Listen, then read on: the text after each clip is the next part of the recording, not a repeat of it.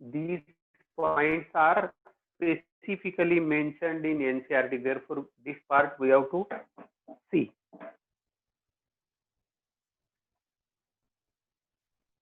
Now there are 45 students with us.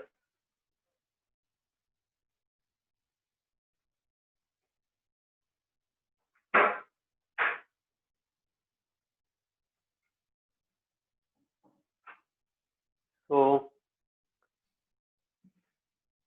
as a food supplement, पहिला point आपण काय discuss करणार आहोत? ॲज ए फूड सप्लिमेंट. वेस्टर्न कंट्रीज मध्ये एक फॅशन आलेली आहे सध्या. पोलन ग्रेन्सच्या टॅबलेट्स मिळतात तिथं in the form of tablets and syrup.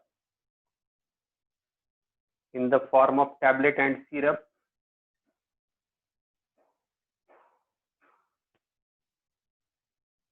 these are consumed by athletes. These are consumed by athletes to increase their performance.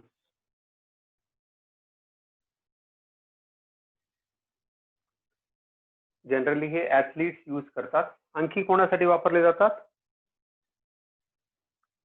रेसचे horses जे असतात, रेस हॉर्सेसला पण दिलं जातं. रेसच्या हॉर्सेस मध्ये पण दिलं जातं.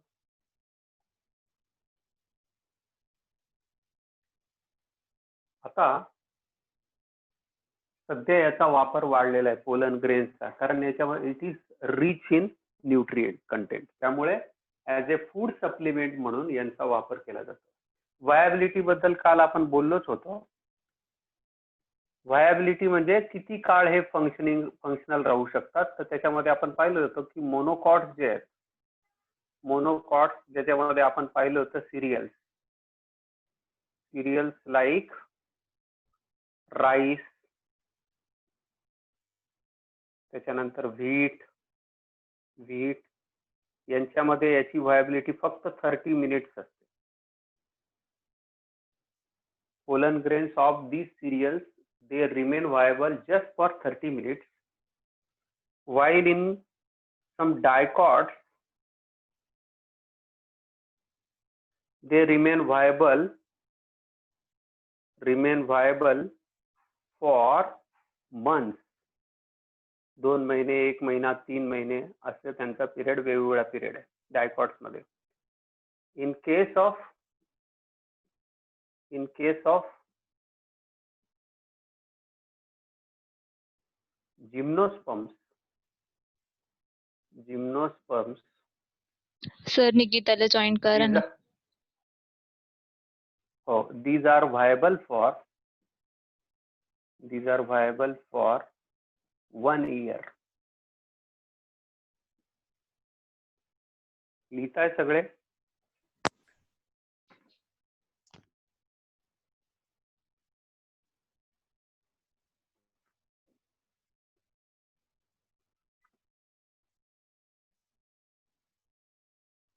व्हायबिलिटी आपण पाहतोय जिम्नोस्पर्म्स मध्ये बाळांनो, these are viable for 1 year.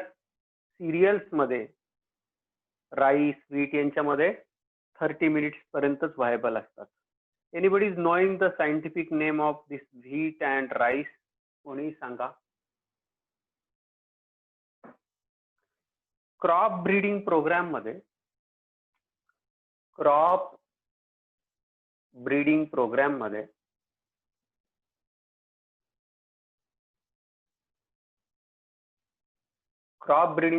मध्ये क्रायो प्रिझर्वेशन टेक्निक यूज केलं जातं, की ज्याच्यामध्ये you can preserve these pollen grains as long as you want. जे you can preserve these you can preserve these pollen grains up to 1 year or even more by a technique which is called as cryopreservation. याच्यामध्ये काय करतो आपण, तुम्हाला माहित असेल, कदाचित नसेल माहिती तर आता माहिती होईल. -196 डिग्री सेंटीग्रेडला लिक्विड नायट्रोजनचा वापर केला जातो. Liquid nitrogen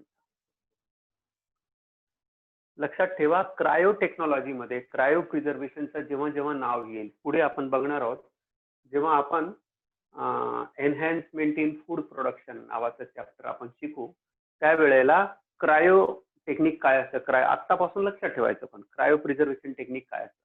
cryo preservation technique is that technique in which we increase the viability by reducing the temperature.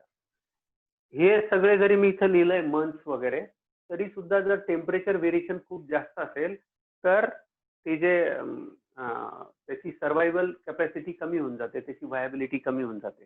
Temperature जास्त असेल, सराउंडिंग टेम्परेचर मध्ये ही जास्त असेल, मॉइस्ट जास्त असेल, तर यांची व्हायबिलिटी व्हेरिएबल होऊन जाते. आता इथं मी काय लिहिलंय, क्रायो प्रिझर्वेशन टेक्निकने काय केलं जातं, क्रॉप ब्रीडिंग प्रोग्राम मध्ये ज्या वेळेला निरनिराळ्या प्रकारचे प्लांट्स आपल्याला प्रोड्यूस करायचे असतात, त्यांच्यासाठी पोलन ग्रेन्स लागतात. तर त्या पोलन ग्रेन्सला आपल्याला for longer period of time we have to preserve it, and it is preserved under -196 degree centigrade, and this is the temperature of liquid nitrogen. आणि याच्यामध्ये केलं जातं. तुम्ही एक गोष्ट जर ऑब्झर्व केली असेल तर आपल्याकडे जेवढ्या, तुमच्या लहानपणी नसेल आठवत तुम्हाला, पण त्याच्या आधीची गोष्ट सांगतो, एक 25 ते 30 वर्षापूर्वीची गोष्ट होते. त्यावेळेला आपल्याकडे जेवढ्या गायी होत्या आणि जेवढे बैल होते, त्या सगळ्या गायी आणि बैलांना अशा पद्धतीचा खांदा असायचा. अशा पद्धतीचा खांदा असायचा. असा खांदा असायचा या ठिकाणी, आणि प्रत्येक गाईला आणि प्रत्येक बैलाला हा खांदा असायचा. याला हंप म्हणतात, HUMP, हंप. आता हा जो खांदा असायचा, याला आपल्याकडे खांदाच असा शब्द आहे. तो हा जो खांदा असायचा, मध्यंतरीच्या काळामध्ये आपल्या सरकारकडनं एक प्रोग्राम राबवला गेला की शेतकऱ्यांचं अपलिफ्टमेंट झालं पाहिजे, शेतकऱ्यांना जास्त दूध देणारी प्रजाती मिळाली पाहिजे. म्हणून इंडियन गव्हर्नमेंटने काय केलं, होलेस्टियन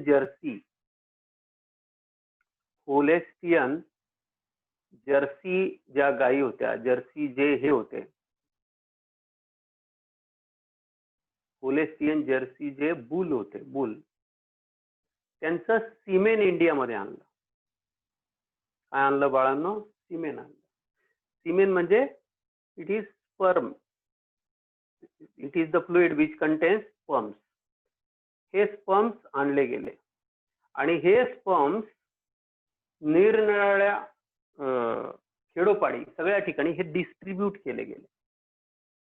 हे डिस्ट्रीब्यूट कसे केले गेले? या टेक्नॉलॉजीने. तुम्ही आजही जर खेड्यातले डॉक्टर पाहिले असतील तर ते मागे एक कॅन लावलेली असते. जर तुमच्यापैकी काही मुलं जर खेड्यात राहत असतील तर they might have been seen, एक कॅन अशी लावलेली असते डॉक्टरांच्या. ही जी कॅन असते, आपल्या नाशिकलाच बनते ही कॅन. IBC कंपनी नावाची कंपनी बनवते ही कॅन, आणि ह्या कॅन मध्ये लिक्विड नायट्रोजन भरलेलं असतं. आणि ह्या लिक्विड नायट्रोजन मध्ये हे जे सिमेन असतं हे ठेवलेलं असतं. डॉक्टरकडे एक असं डिव्हाइस असतं, एक अशी ट्यूब असते की त्या ट्यूबने हे जे सिमेन असतं, हे सिमेन त्या गायीच्या व्हजायनल पॅसेज मधून आत इंजेक्ट करतो डायरेक्ट युटेरस मध्ये, आणि ते इंजेक्ट केलं, ते आत जाऊन सोडून दिलं की हे सिमेन तिथे त्यांना कळतं की गायीचा हा इस्ट्रस पिरियड आहे की नाही. तिला जसा फिमेल्स मध्ये आपण हे करतो, काय म्हणतो त्याला,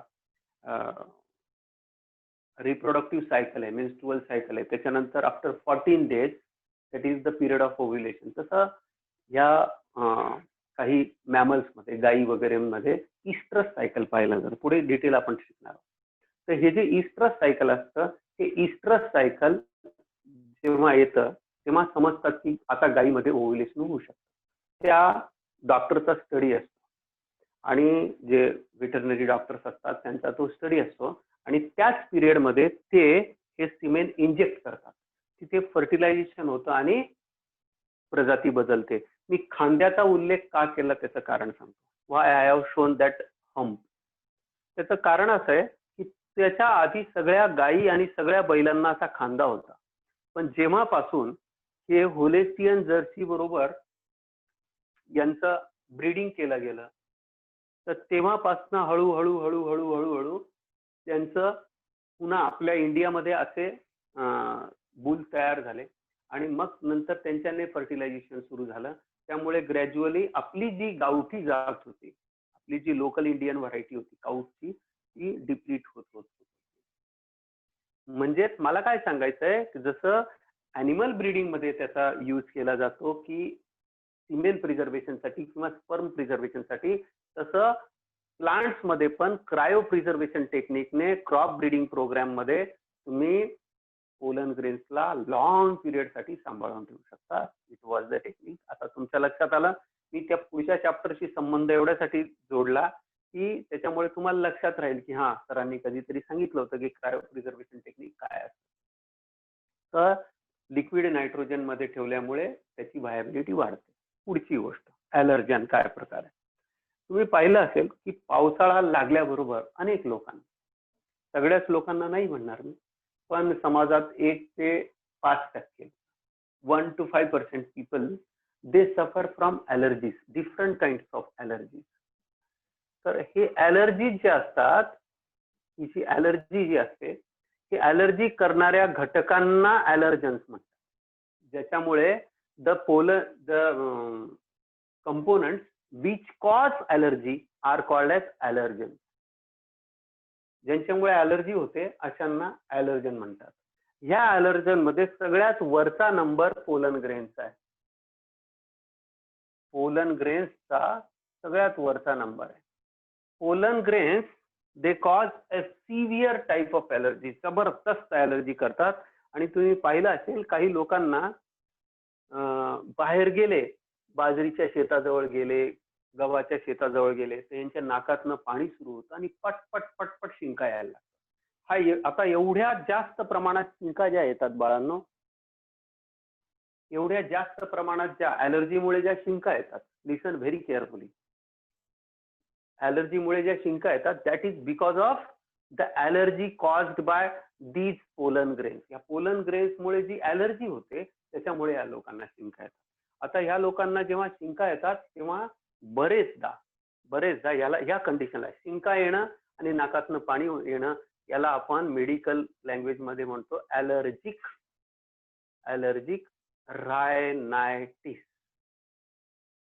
नाकाचा शेंडा लाल होतो, पटपट नाकातनं पाणी येतं आणि खास करून केव्हा येतं, जेव्हा हे जे आता गवत आहे, आता पाऊस पडतोय, पावसानंतर हे फ्लावरिंग सुरू होईल. बऱ्याचशा जे छोटे छोटे वीड्स असतात किंवा सायनोडॉन डॅक्टिलॉन सारखे ग्रासेस असतात किंवा असे काहीतरी अनयुजफुल जे प्लांट्स असतात, यांचं फ्लावरिंग सुरू होतं. यांचे पोलन ग्रेन्स हवेमध्ये स्प्रेड होत असतात आणि हे जेव्हा आपण इनहेल करतो हे मायक्रोस्कोपिक असतात, आपल्याला कळत नाही आणि हे आपल्या नाकात जातात आणि पटपट शिंका येतात. याचा परिणाम काय होतो की शिंका येऊन नुसतं थांबत नाही, पुढे या लोकांना ब्रॉन्कियल अस्थमाचा त्रास सुरू होतो. म्हणजे यांना श्वास दम लागायला, ब्रीथलेस होतं. काही लोकांना, रिअरली काही लोकांना यांच्या मधनं जर ॲलर्जिक कंडिशन्स असतील तर काही लोकांना, जनरली ती फूड ॲलर्जी असते, पण काही लोक अशा संपर्कात जरी आले किंवा डायरेक्ट पिकाशी संपर्क आला तर यांना आर्टिकॅरिया पण होऊ शकतो. आर्टिकॅरिया म्हणजे अंगावर पित्त वगैरे येणं. पण मोस्ट कॉमन प्रकार हा ॲलर्जिक रायनायटिस आणि ब्रॉन्कियल अस्थमा. तर नाकातनं सर्दी येणं, खूप जास्त शिंका येणं, नाकातनं पाणी येणं आणि हळूहळू श्वास लागायला लागणार, दम लागायला लागणार, छातीतनं घरघर असा आवाज यायला लागणार. This is the basic reason of.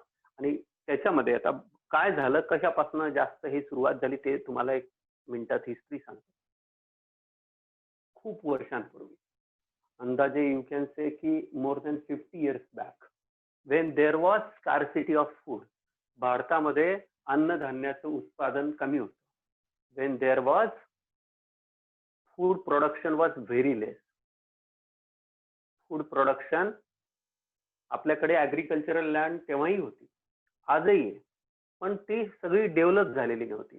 तर फूड प्रोडक्शन कमी होतं.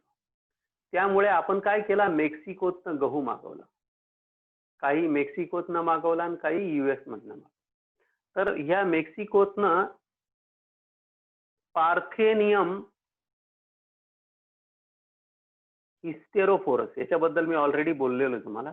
हिस्टेरोफोरस, ज्याला आपण याला NCERT-ने कॅरट ग्रास म्हटलेलं आहे. कॅरट ग्रास, गाजर गवत, मराठीत याला म्हणतात गाजर गवत, आणि आपल्या कॉमन लँग्वेज मध्ये म्हणतात काँग्रेस गवत. हे जे असतं याचे पोलन ग्रेन्स अतिशय खतरनाक असतात आणि हे काही केल्या नष्ट होत नाही.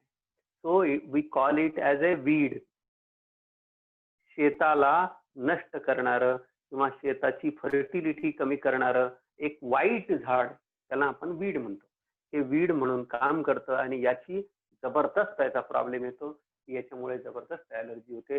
तुम्ही जर 10 लोक तपासले ॲलर्जीचे, तर त्याच्यातल्या 7 ते 8 लोकांना पार्थेनियम हिस्टेरोफोरसची ॲलर्जी आपल्याला पाहायला मिळते. याचा एवढा परिणाम आहे की याचा तुमच्या शरीराला स्पर्श झाला, काही लोकांच्या, नॉट ऑल, तर त्यांच्या अंगावर सुद्धा, मी जे मगाशी बोललो आर्टिकॅरिया, तो सुद्धा याच्याने होऊ शकतो. आय थिंक यू गॉट की यांची चांगली बाजू जशी आहे तशी वाईट बाजू पण पोलन ग्रेनची असते. ते मेक्सिको काय लिहिलंय? कुठे? मेक्सिकोच्या खाली का ते नाव आहे बेटा प्लांटचं, parthenium hysterophorus, PARTHE. Sir handwriting मोठी काढा ना, थोडी मोठी काढा ना. हो सर, खरंच थोडी मोठी. पार्थेनियम हिस्टेरोफोरस झालं का लिहून बघा. रेखा, तुझ्या मोबाईल मधला सगळ्यात मोठा फॉन्ट जो असेल तो वापर ना. सर त्याची सेटिंग नाहीये. नाहीये का? कारण बरेच मोबाईल मध्ये असते की लार्जेस्ट फॉन्ट साईज किंवा असं जर केलं ना तर आपल्याला इमेज क्लिअर होऊ शकते. ठीक आहे. सर, ते पोलन ग्रेन्स जर का डायजेस्टच होणार नाही, मग त्याचा बॉडीवर कसं काय इफेक्ट येईल? क्या बात, गुड. चांगला क्वेश्चन आहे की नाही मुलांना? बघा, एक लॉजिकल क्वेश्चन याने विचारलेला आहे. ऍज ए फूड सप्लिमेंट म्हणून याने क्वेश्चन केलेला आहे की जर त्याच्यावर स्पोरोपोलेनिन आहे आणि ते कशाने जर डायजेस्ट होत नाही तर असं खाऊन उपयोग काय? तर for your kind information, you are right.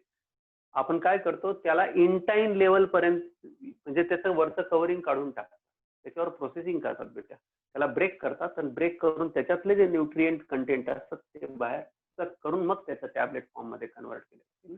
Directly थोडी कोणी खाणार आहे आणि तुम्हाला पैसे मिळणार. I think it is clear. Okay. आता शेप बद्दल तुम्हाला सांगतो.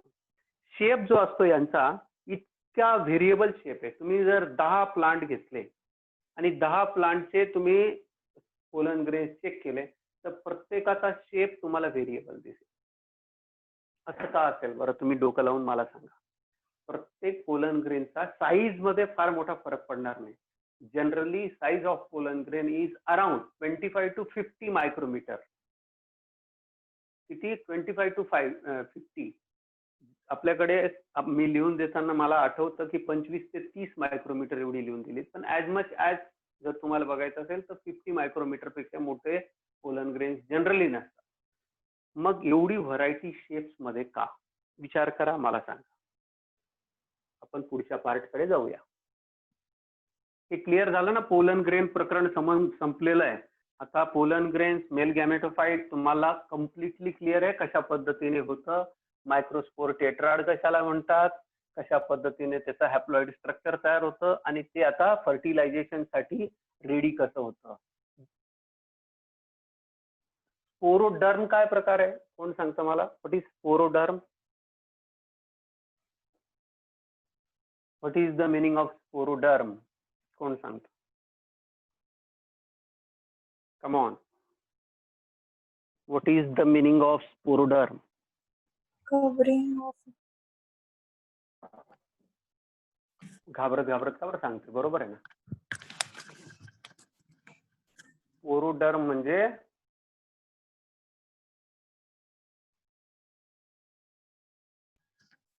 Exine and intine together called as sporoderm. together both the coverings together these are called as sporoderm. Sporoderm मध्ये दोन पार्ट, outer is exine आणि inner is intine. Exine जे असतं it is made up of sporopollenin and intine is made up of, come on बोला पटकन. Cellulose and Cellulose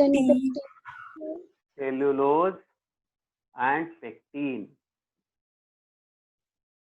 very good. लक्षात आलं आता तुमच्या. जनरली कोणत्या स्टेजला पोलन ग्रेन्स रिलीज केले जातात? In which stage pollen grains are release? Come on. Maximum pollen grains कोणत्या स्टेजला रिलीज केले जातात? किंवा डेहिसन्स, तुम्हाला असा क्वेश्चन आला की dehiscence of pollen grain is common at this stage. कोणत्या स्टेजला? कोणत्या स्टेजला जास्त होतात? बोला पटकन, पटकन बोला.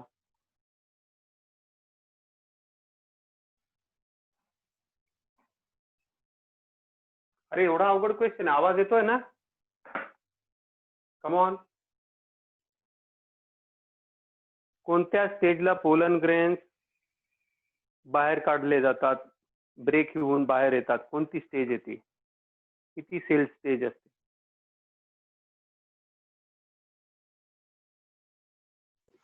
2 cells.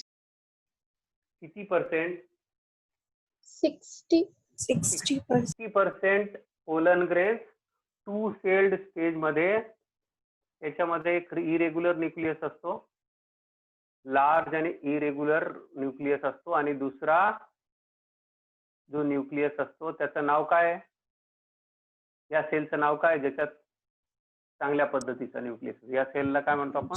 Vegetative cells. बरोबर आहे ना? याला व्हेजिटेटिव्ह म्हणू ना मी? नाही,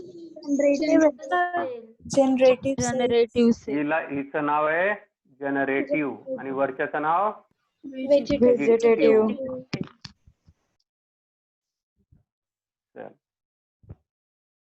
ठीक आहे.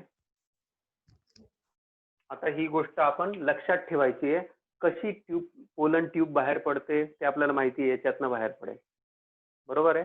याच्यातनं बाहेर पडेल आणि ते ही जी सेल असेल ही सगळ्यात पुढे असते. हिला म्हणतो आपण ट्यूब न्यूक्लियस, आणि नंतर हिच्या मागे ही डिवाइड करते. बऱ्याच एका मुलाने मला क्वेश्चन मागे विचारला होता की सर सगळ्या प्लांट्स मध्ये स्टाईल लांबच असतं का? तुम्ही पाहिलंय ना, this is stigma, style and ovary. Am I right? This is ovary, this is style, this is stigma. तर स्टाईल प्रत्येक प्लांट मध्ये लांबच असतं का? तर याचं उत्तर मी त्या मुलाला जे दिलं होतं ते तुम्हाला सांगतो की स्टाईल प्रत्येक याच्यामध्ये लांब नसतं.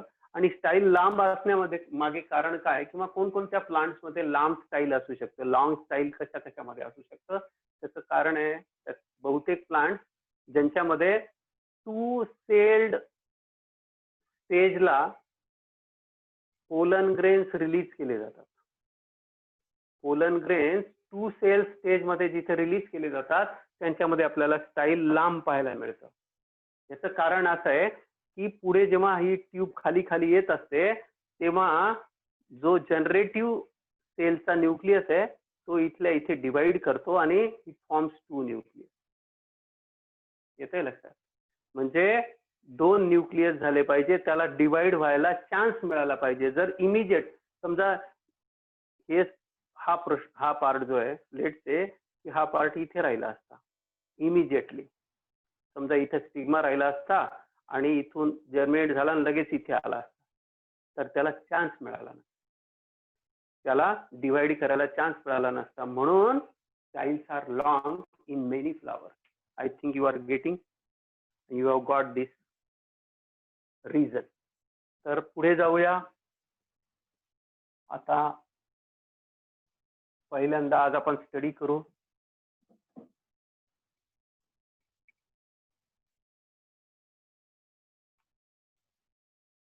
Structure of female गॅमेटोफाइट. या हेडिंग मध्ये आपण बऱ्याचशा छोट्या छोट्या गोष्टी पहिल्यांदा समजून घेणार आहोत आणि मग पुढे जाऊ.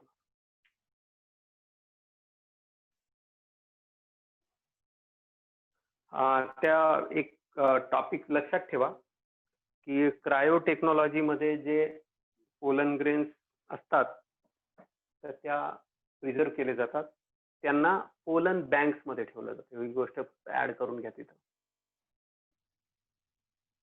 तुम्हाला माहिती आहे की नाही मला माहित नाही, पण पुढे गेल्यावर आपण शिकणारच आहोत. याच्यानंतरचं चॅप्टर तेच आहे. जसं स्पर्म बँक्स असतात, स्पर्म बँकिंग सुरू झालेलं आहे आपल्याकडे, तसंच पोलन बँक्स पण असतात. पोलन बँक्स मध्ये सगळ्यात मोठी बँक रशियाला आहे. One of the biggest bank, one of the largest bank is present in Russia, where you will find different types of lakhs of varieties of pollen grains. आणि ज्या ठिकाणी आपल्याला जे पाहिजे ते क्रॉप ब्रीडिंग प्रोग्रामला ते सप्लाय करतात. पोलन बँक्स हा विषय कन्सेप्ट फक्त सांगायचा राहिला होता, तेवढा ऍड करून घ्या. आता फिमेल गॅमेटोफाइट कशापासून बनतं, तर सगळ्यात पहिली गोष्ट आपल्याला समजून घ्यावं लागेल की फ्लावर मध्ये इनरमोस्ट व्हर्ल जो आहे, इनरमोस्ट व्हर्ल इज गायनोशियम. इनरमोस्ट व्हर्ल कोणता आहे? गायनोशियम. गायनोशियमच्या युनिटला काय म्हणतात? Unit of gynoecium is carpel और पिस्टिल. याला आपण काय म्हणतो बाळांनो? कार्पेल और पिस्टिल. हे जे कार्पेल और पिस्टिल जे आहेत बाळांनो, हे कार्पेल, आता सगळ्या मुलांनी, जेवढे मुलं आता हा व्हिडिओ बघतायत आणि जे घरी जाऊन बघतील त्या सगळ्यांनी एक गोष्ट लक्षात ठेवा की शांतपणे आपल्या डोक्यात एकदम क्लिअर कन्सेप्ट असल्याशिवाय तुम्हाला पुढचं काही समजणार नाही. एक फ्लावर मधला जो इनरमोस्ट व्हर्ल आहे, फ्लावर मधला इनरमोस्ट व्हर्ल जो आहे, it is generally present, generally म्हणजे 99.99% it is present in the centre of the flower. आणि हा जो आहे हा पार्ट फिमेल पार्ट रिप्रेझेंट करतो. ह्या पार्टला जो स्लाइटली काय म्हणू त्याला, कॉन्केव्ह आहे, याला आपण म्हणतो this portion is called as stigma. It receives pollen grains. याचं फंक्शन आपल्याला माहित पाहिजे. स्टिग्माचं मेन काम काय आहे? To receive pollen grains. Variety, आता या स्टिग्मा बद्दल एक अर्ध्या मिनिटात सांगतो, 1 मिनिटात सांगतो. स्टिग्मा जो असतो हा जनरली डिप्रेस्ड असतो मधल्या भागात, म्हणजे कॉन्केव्ह याचा जनरली शेप असतो. याचं कारण काय? It favours that the pollen grain should not move anywhere. एक डिस्क शेप आता एवढ्यासाठी हा बनवला गेलेला आहे की जेणेकरून आलेला पोलन ग्रेन इथून दुसरीकडे जाऊ नये. नंबर 1 हेतू. दुसरी गोष्ट, बऱ्याचशा प्लांट्स मध्ये हा स्टिग्मा जो असतो it is sticky. In case of hydrophilic plant, जे हायड्रोफिली दाखवतात आपल्याला, हायड्रोफिली दाखवणाऱ्या ज्या प्लांट्स आहेत त्यांच्यामध्ये आपल्याला स्टिग्मा कसा मिळतो बेटा? स्टिकी मिळतो. जेणेकरून आलेला, कारण तिथं वॉटरने पोल्युशन होतं, सॉरी पॉलिनेशन होतं, आणि तो एकदा आला की तो वॉशआउट व्हायला नको, म्हणून हा स्टिकी असतो. दुसरी गोष्ट, या ठिकाणी सिक्रिटरी सेल्स असतात. या ठिकाणी एक सबस्टन्स असतो, शुगरी सबस्टन्स, ज्याला मी बोललो होतो मागे. हा शुगरी सबस्टन्स रिलीज करणाऱ्या या ठिकाणी सेल्स असतात. हा जो खालचा जो पार्ट असतो, this part is called as style. Style hollow असू शकतं किंवा सॉलिड असू शकतं. स्टाईल कसं असू शकतं, एक तर हॉलो असेल, पोकळ असू शकतं आतून, किंवा सॉलिड असू शकतं. आपल्या सिलेबसमध्ये नाही, पुढे हायर स्टँडर्ड्स मध्ये किंवा BSc ला MSc ला जे लोक रिसर्च वगैरे करतात त्यांच्यासाठी तो इम्पॉर्टंट पार्ट आहे. आपल्यासाठी इम्पॉर्टंट पार्ट नाही. फक्त एक गोष्ट लक्षात ठेवायची आहे की या ठिकाणी स्टाईल दोन्ही प्रकारचे असू शकतात, हॉलो असू शकतात किंवा सॉलिड असू शकतात. हा जो खालचा जो बल्ज्ड पार्ट आहे, this portion is called as ovary. म्हणजे आणि ह्या पूर्ण स्ट्रक्चरला, इथून ते इथपर्यंत असणाऱ्या ह्या पूर्ण स्ट्रक्चरला आपण नाव देतो, काय नाव देतो याला? कार्पेल और पिस्टिल. म्हणजे मला काय म्हणायचं आहे, जेव्हा मी म्हणेल group of pistil, when I shall say something about group of pistil, त्याचा अर्थ आहे की I am talking about the gynoecium. म्हणजे ग्रुप ऑफ कार्पेल और pistil is called as simply gynoecium. तर हा पार्ट. आणि काय लक्षात ठेवायचं आहे की it is innermost word. It is innermost word. दुसरी गोष्ट, ज्या फ्लावर्स मध्ये फक्त मेल म्हणजे फक्त स्टॅमेन्स आहेत, अशा फ्लावर्सला आपण म्हणतो स्टॅमिनेट फ्लावर्स और मेल फ्लावर्स. स्टॅमिनेट और mail flowers. Flowers can be male and flowers can be female. जर नुसतं कार्पेल्स असतील तर पिस्टिल्स असतील तर अशा फ्लावर्सला आपण म्हणतो पिस्टिलेट फ्लावर. पिस्टिलेट फ्लावर और फीमेल फ्लावर.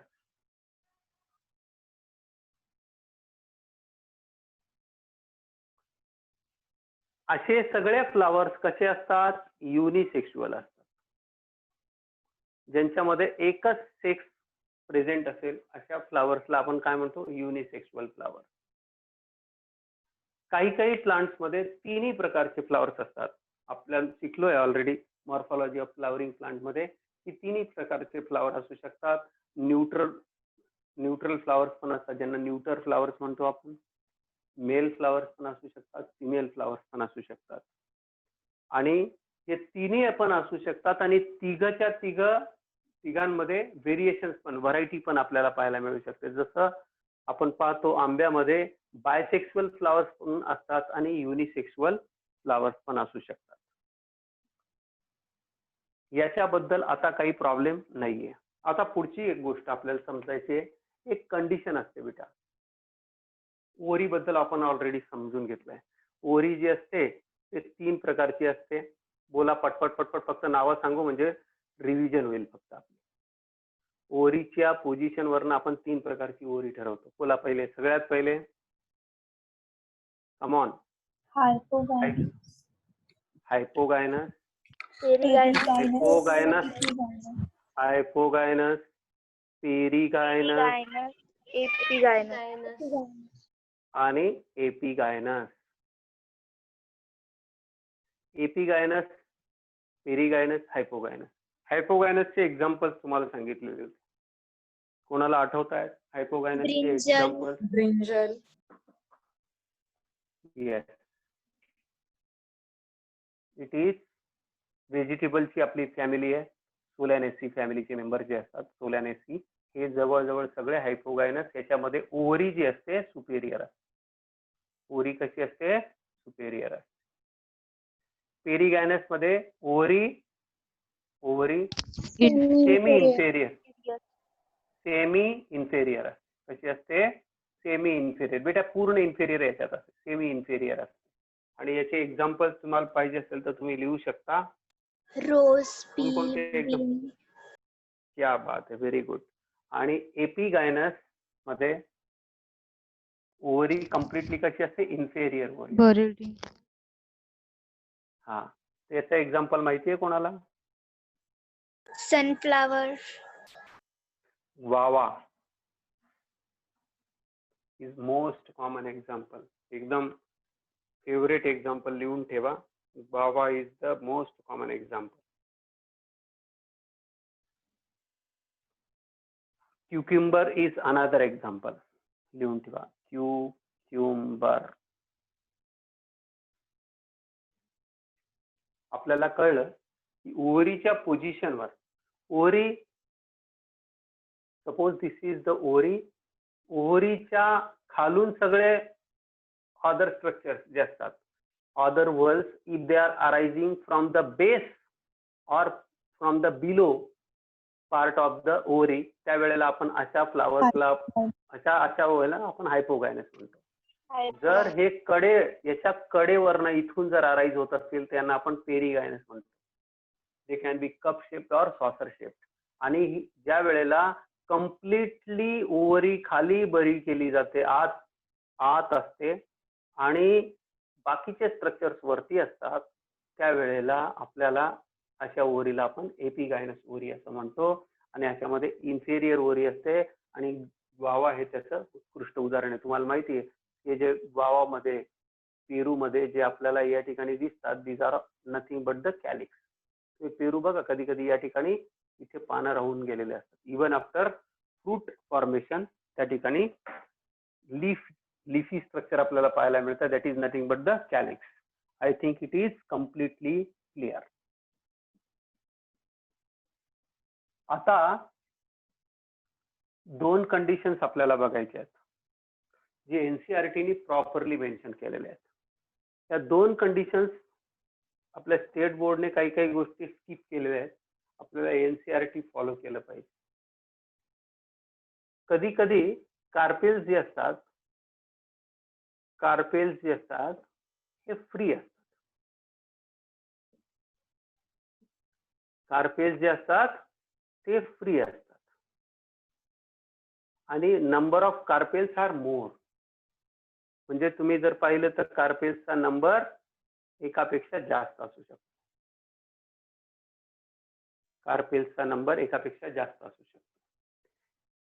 अशा कंडिशनला आपण म्हणतो जेव्हा कार्पेल्स वाटतात. म्हणजे हे कसे असू शकतात, मोनोकार्पेलरी कंडिशन असू शकते, म्हणजे एक कार्पेल असेल, बाय कार्पेलरी असेल, बाय कार्पेलरी, ट्राय कार्पेलरी,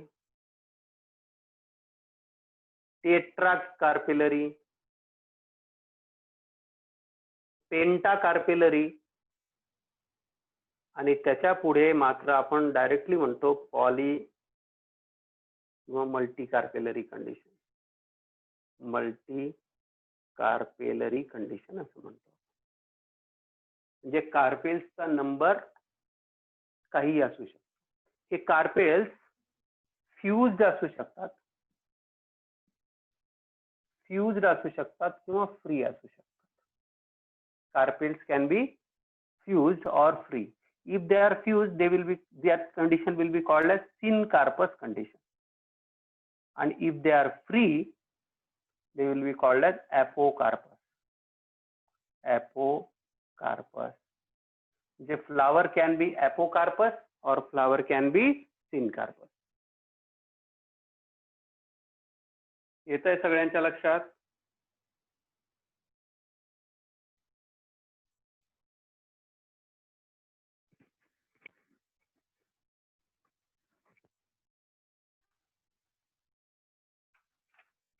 मुद्दाम हे सगळ्या गोष्टी आपण क्लिअर करून घेतोय.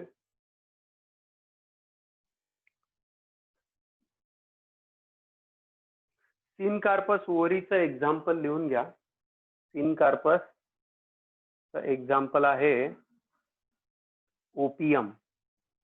Anybody is knowing the meaning of this plant? Opium. Opium माहिती आहे सगळ्यांना? इंडिगो कलरचं असतं. ओपियम शब्दाचा अर्थ होतो अफूचं झाड.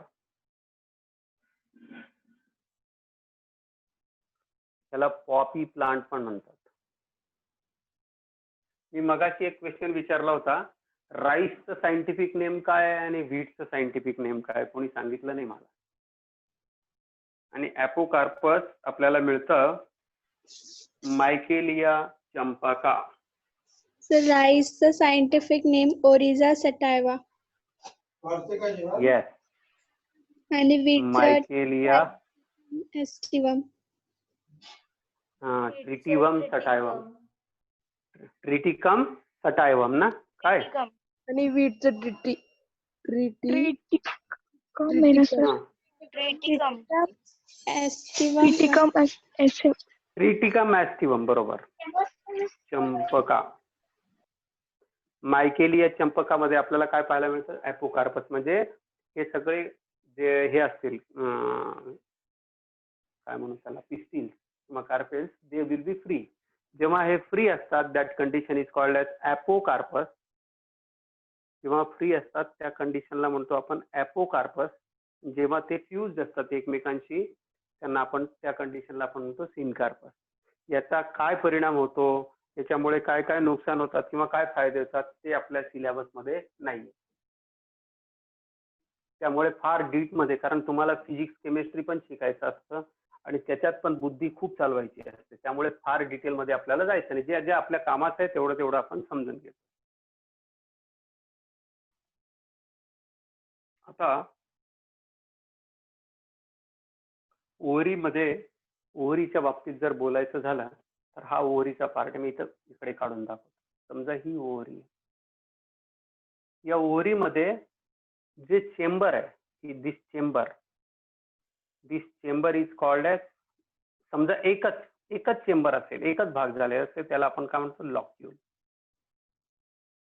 म्हणजे हे काय आहे? इट इज द कॅव्हिटी, पोकळ जागा, रिकामी जागा, प्रेझेंट इन ओव्हरी.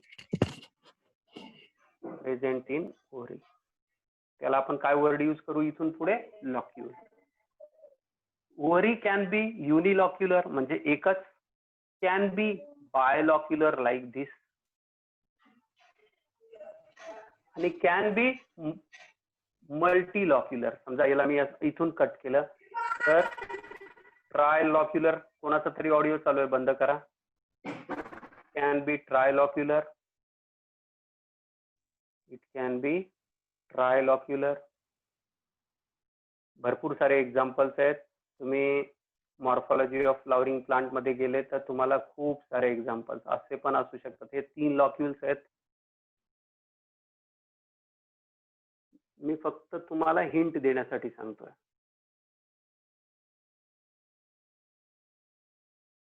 टेट्रालॉक्युलर.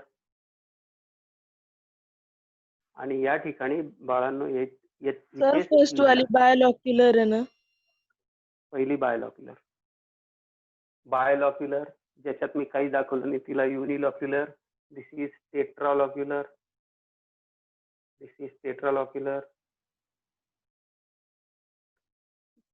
इथे तुम्ही सिमिलरली असं करू शकता.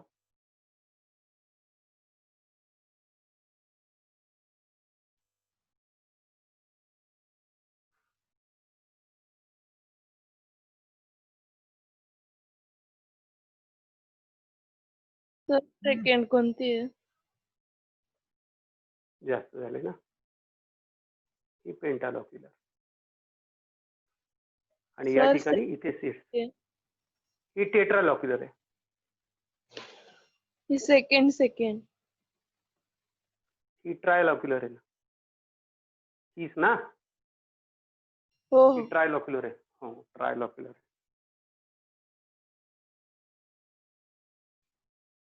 या ठिकाणी इथे जे लागलेले असतील, हा जो पार्ट आहे बेटा, इथे जो लागलेला असतो हा पार्ट, हे काय असतात इथे? These are all ovules. What is mean by ovule? कोण सांगतं? ओव्ह्यूल्स पुढे जाऊन काय बनतात? हा, ovules after fertilisation they become seed. Fertilisation झालं की दे बिकम सीड. हा जो पार्ट आहे ज्याला हे ओव्ह्यूल सगळे अटॅच आहे, this part is called as placenta.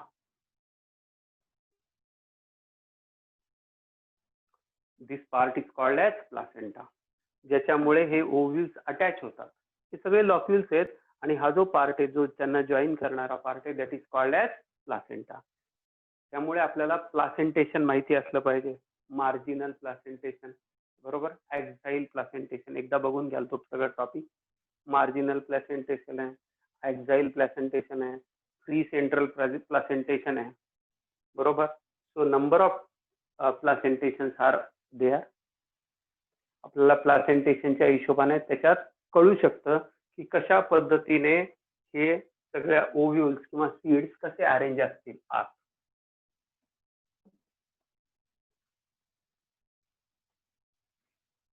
आता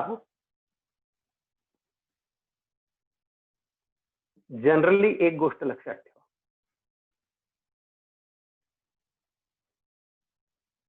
ज्या पार्ट मध्ये फिमेल गॅमेटोफाइट तयार होणार आहे, जिथे हे एक सेल प्रोड्यूस होणार आहे किंवा फॉर्म होणार आहे, त्या पार्टला आपण तो सगळा पार्ट कुठे असतो? ओव्हरीमध्ये असतो. ओव्हरीमध्ये स्टिग्माचं काम काय? What is the function of stigma? Stigma काय काम करतो? It acts as a landing platform. Landing platform सारखं काम करतो. प्लॅटफॉर्म कशाचं landing? Pollen grain. Pollen grain. स्टाईलचं काम काय? What is the function of style? हा, ते शेवटचं मल्टी काय होतं? मल्टी किंवा याच्या आधीचं का? हो मल्टी कार्पेलरी होतं ना. मल्टी इकडे स्टाईलचं काम काय? Provide support to stigma and allows किंवा provide nutritions path to pollen tube. Pollen tube जाण्यासाठी रस्ता करते. ओव्हरी काम काय? It is the place where female gamete is formed and fertilized.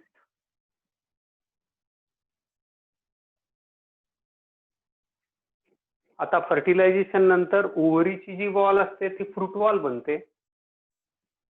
आणि जो त्याच्या आतला जो पार्ट असतो तो सगळा जो इडिबल पार्ट आपण ज्याला म्हणतो तो बनतो.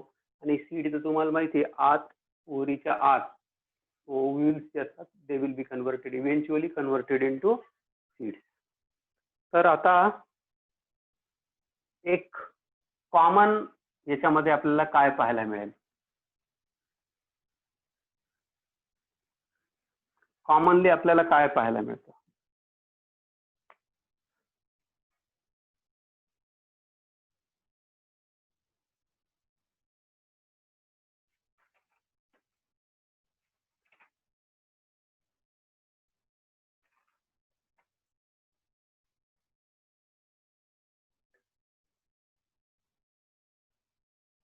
जनरली in angiosperms,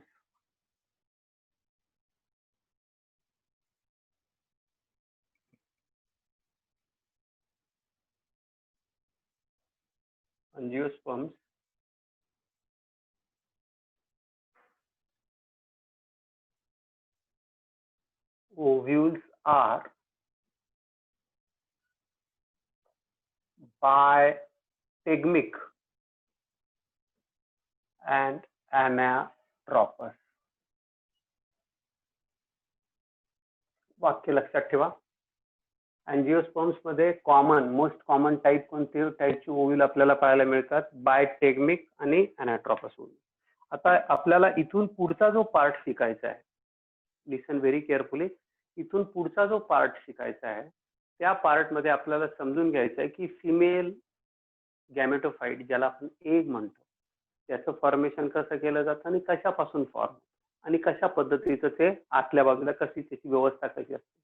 समजा S.G. नवास्किन नावाचा एक सायंटिस्ट होता ज्याने फर्टिलायझेशनचा प्रॉपर स्टडी केला आणि त्याने प्रॉपरली डायग्राम देऊन सगळं कन्सेप्ट एक्सप्लेन केलेला आहे. S.G. नवास्किन. आता हा जो पुढचा जो पार्ट आहे बाळांनो, हा पार्ट आपल्याला नीट लक्षात ठेवायचा. Suppose this is the ovary. ही एक ओव्हरी आहे.